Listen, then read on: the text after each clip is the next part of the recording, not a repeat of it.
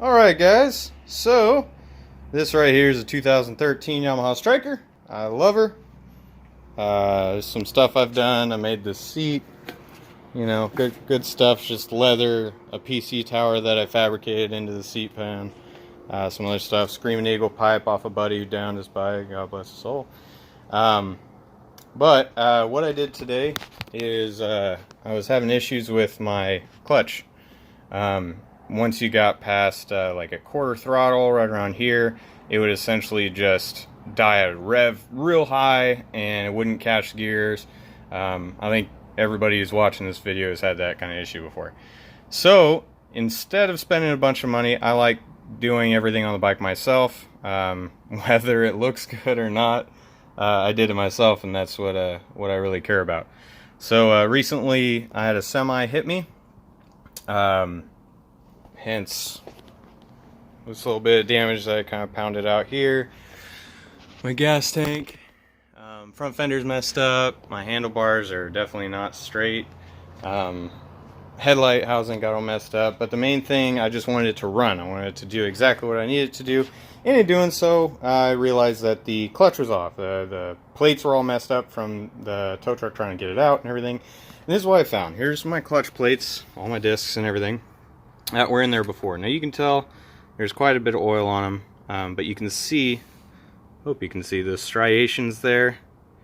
That's not good. But some of these are actually still usable. They're not absolutely horrible, but they are ground down a little bit.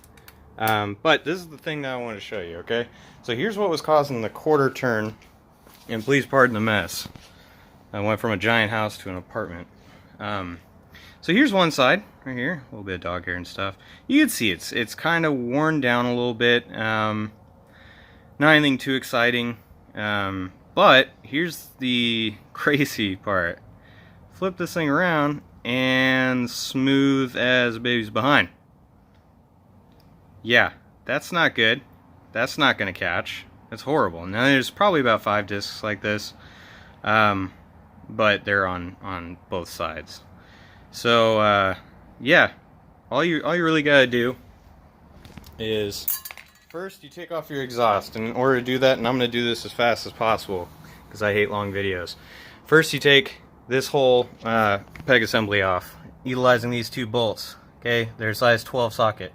Get these things off, this whole thing. You don't have to remove any wires or anything. You take this baby off, set it on the ground, all the wires connected. Everything's good there. Then, once this is out of the way, you pretty much have your pick of the litter as far as getting the exhaust off. I mainly take off all these flange bolts right here, there, right underneath the exhaust. Like, you can kind of see it right there.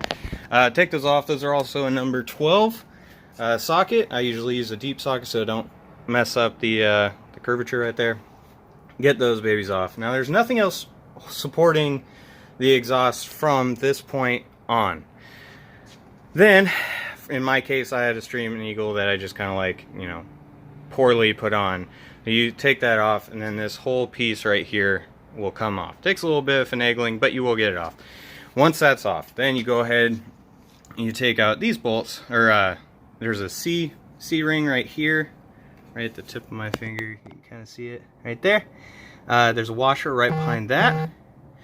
In fact, here, I'll do it this way. Okay, so you got your C-ring.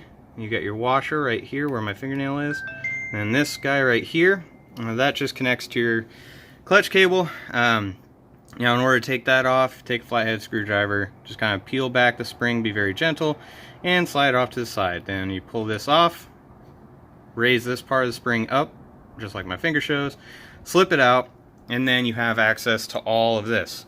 Now, you do not need to do these. This is a plastic cover. I took it off so that I could protect this a little bit. Still got a little scratch thanks to my little girl. But you get these bolts out, right? Don't know what size Allen, I just kind of kept going. Take this whole panel off. Then after that, you've got like a circular ring in the middle that has a couple of bolts in it. Go ahead and take those out. That plate is not held up by anything besides the screws, so it will fall, so keep your hand on it. Once you do that, underneath that is a spring plate, right? So it's a circular plate with a bunch of things that kind of come down like this, or you don't mind my fucked up hands. So kind of grabs it like this, and then it decompresses and compresses like this, right, as you shift gears. So that'll come off as well once you get those bolts going. Alright, so once that's all taken care of, then you've got kind of a big circular plate. It's heavy duty, it's nice. You just slide that off, there's nothing there. Then you get all these plates. Now, these plates go in order of, you know, going from this side of the bike on this way. You get like a standard size, right? You get a bigger one, and then you get one of these plates or discs right here, and then it just goes that way. So you know, I like to say geared soft, geared soft, geared soft, geared soft, all the way to the end. Once you get to the end, I don't think I have these in order because I've been messing with this for a little while. There it is. So this bad boy is still oily, so please pardon the camera as I try to move stuff around. So, very first thing you'll put in is this guy. Now, it looks very similar, but it is thinner than the others. The inside diameter is like 0.4 or 4 millimeters off, something like that. But this will go in first, and then you get your first disc, and then you get another plate, disc, plate, disc, plate. But after this one goes a disc, and then after the disc comes like this wire, goes around, and then it clips in a little hole. You'll see it, you'll know what I'm talking about. Then the rest of the sequence, which is pretty straightforward after that. And then you're good. Once you replace all those, you know, make sure that your plates and discs are soaking in oil. You didn't have to do this. I just happened to run into issues over a series of a couple days due to family and whatnot, and work. But when I finally got around to it, I think my discs were in there for like 3 or 4 days in the oil. Yeah, so that's about it. You put them all in there, you backtrack everything you just did, and then you are good to go. Now, I haven't had any issues. The only thing I would notate is that really check on your adjustments on the cable, because one thing I noticed is that mine was slightly different than how it was set up originally.